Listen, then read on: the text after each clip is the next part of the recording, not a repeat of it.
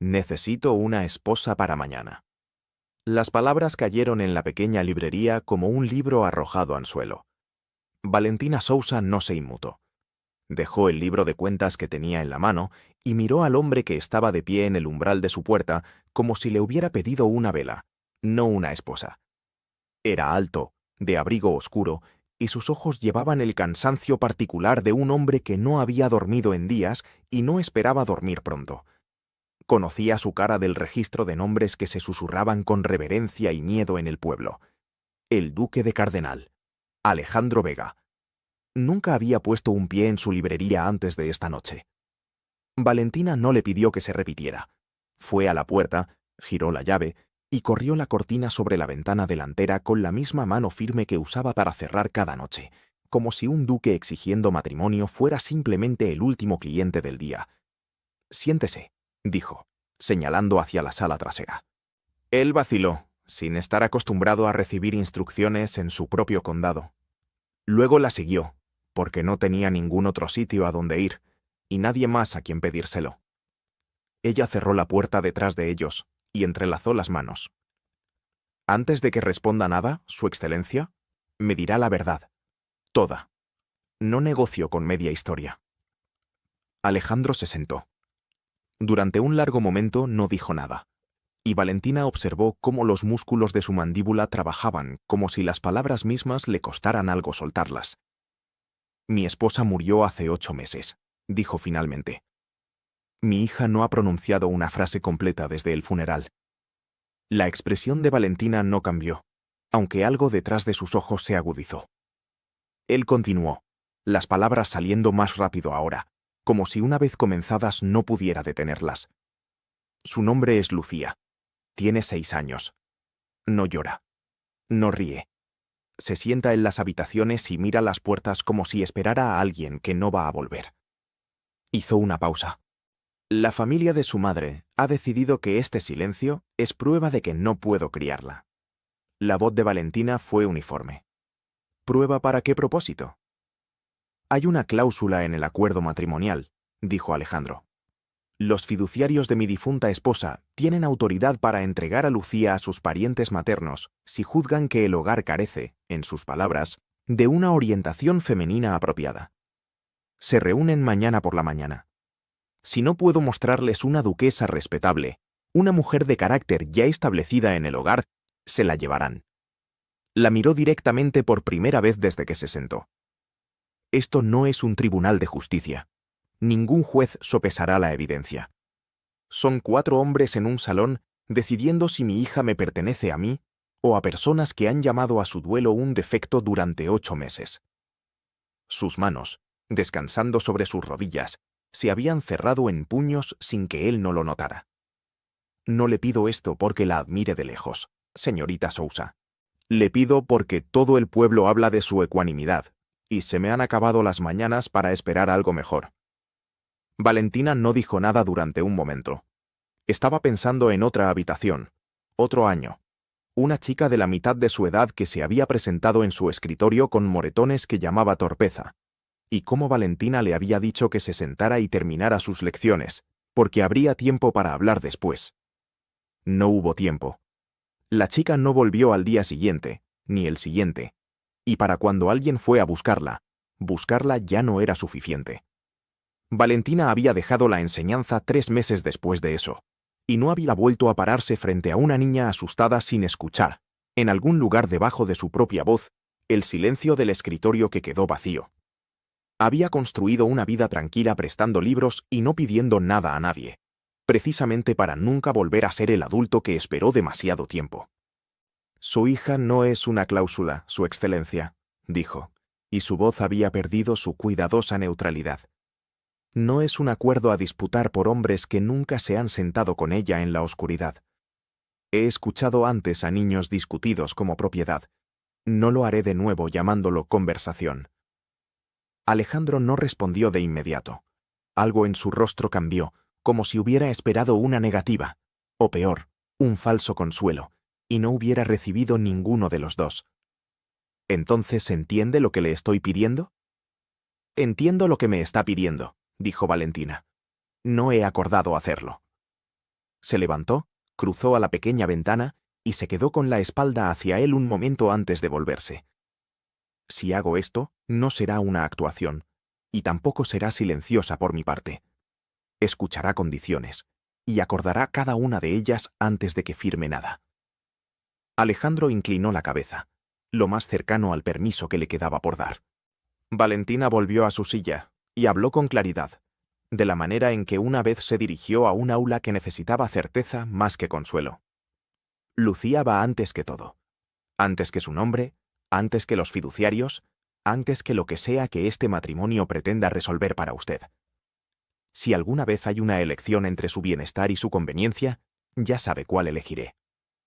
De acuerdo, dijo Alejandro. Su madre no será borrada de esa casa, continuó Valentina. Ni su retrato, ni sus pertenencias, ni su memoria frente a la niña. No dejaré que Lucía aprenda a olvidar para hacerme cómoda a mí. De acuerdo. No la forzará a llamarle papá antes de que esté lista, y no forzará su afecto hacia mí. Los niños no se ganan por imposición. Si viene hacia cualquiera de nosotros, será porque ella lo eligió, no porque se lo exigimos. La garganta de Alejandro se movió. De acuerdo. Tendré autoridad real en ese cuarto de los niños, no la apariencia de ella. Si digo que algo es necesario para ella, se hará. No se debatirá con su personal o sus parientes políticos. De acuerdo. Y no habrá pretensión de amor para el beneficio de Lucía, dijo Valentina, más tranquila ahora. Ya ha perdido a una madre. No le daremos una mentira disfrazada de familia. Sea lo que sea esto entre nosotros, se le dirá solo lo que es verdad en la medida que pueda soportar. Alejandro estuvo en silencio durante un largo momento. Cuando habló, su voz había perdido completamente su filo anterior. Acepto cada condición, señorita Sousa. Las habría aceptado tanto si las hubiera exigido como si no, aunque admito que no había pensado en expresarlas en palabras hasta que usted las dijo en voz alta. La miró con algo que todavía no era confianza, pero que ya no era simplemente desesperación. Puedo conseguir una licencia especial esta noche. Necesitaríamos casarnos antes de que los fiduciarios se reúnan. Valentina sintió el peso completo de lo que estaba acordando instalarse sobre ella como un abrigo demasiado pesado para la temporada. Pensó en una chica que nunca volvió, y en una niña de 6 años en algún lugar de una casa fría, mirando las puertas. Entonces nos casamos por la mañana, dijo, y no desperdiciará otra hora fingiendo que esto es algo distinto de lo que es. Alejandro se puso de pie, y por primera vez esa noche, algo en sus hombros se alivió, aunque fuera levemente. Afuera, el pueblo se había oscurecido y quedado en silencio, sin saber que antes de que el sol volviera a salir, una maestra que una vez había fallado en actuar a tiempo, estaría frente a extraños prometiendo hacer, esta vez, exactamente lo que no había hecho antes. El matrimonio duró 11 minutos.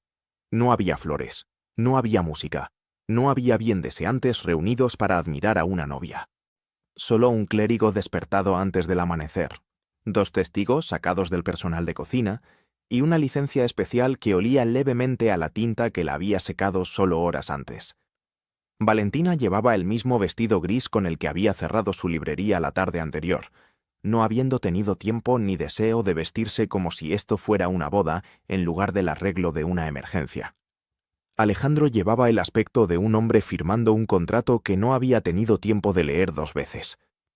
Cuando el clérigo les pidió que repitieran sus votos, la voz de Valentina no vaciló, pero no llevaba ninguna de la suavidad que se supone debían ofrecer las novias.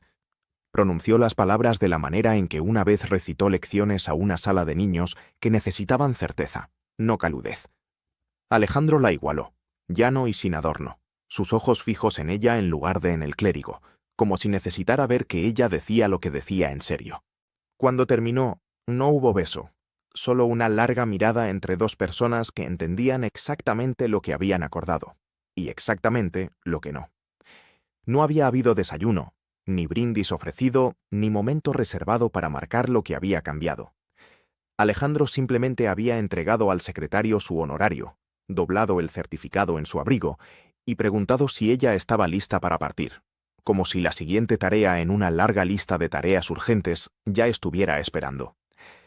Valentina encontró que no le molestaba la ausencia de ceremonia. No se había casado por ceremonia. Se había casado porque una niña, en algún lugar de una casa fría, necesitaba un adulto que no desapareciera. Y los votos, por escuetos que fueran, habían sido un recuento verdadero de ese propósito, en lugar de una mentira vestida de encaje. Hola a todos. Necesito vuestra ayuda para llegar a los 1000 suscriptores. Si estáis disfrutando de esta historia, no olvidéis darle a me gusta y suscribiros para más historias. Ahora, continuemos. Para las 8 estaban en el carruaje hacia la mansión cardenal, ninguno hablando. El silencio entre ellos no era desagradable, pero pesaba con todo lo que aún estaba por venir. Para las 9 estaban frente a los fiduciarios, y Valentina comprendió que la boda había sido la parte fácil de la mañana. La sala estaba fría a pesar del fuego. 4 hombres estaban sentados en una mesa larga, papeles dispuestos ante ellos como evidencia en un juicio que ya había llegado a su veredicto antes de que Valentina o Alejandro entraran. Le preguntaron a Valentina por qué se había casado tan rápidamente, si entendía los deberes de una duquesa, si creía ser capaz de criar a una niña de rango que había conocido solo el día anterior. Valentina no suavizó sus respuestas para complacerlos. «No me casé por romance», dijo, «y no insultaré a esta sala fingiendo lo contrario». Una niña de duelo no necesita una actuación de afecto. Necesita ecuanimidad. Necesita adultos que no desaparecen en el momento en que una responsabilidad se vuelve difícil. Un fiduciario intercambió una mirada con otro, inquieto por una mujer que no ofrecía lágrimas ni encanto, solo un llano recuento de lo que una niña asustada requería.